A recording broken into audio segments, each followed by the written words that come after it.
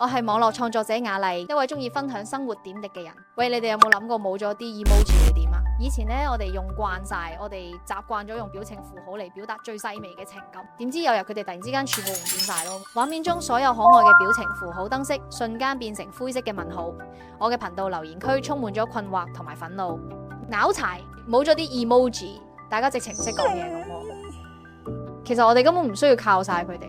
拗柴，不如我哋搞個心靈對講機大挑戰先。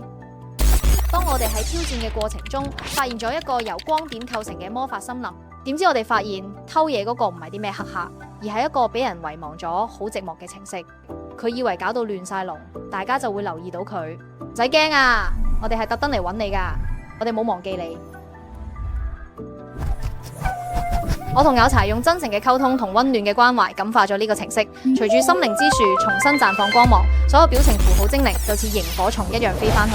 其實情感唔係淨係得個符號嘅，佢係我哋心同心之間嘅橋樑。多謝每一位參加心靈對講機嘅朋友仔，係你哋令呢個世界又變返五顏六色。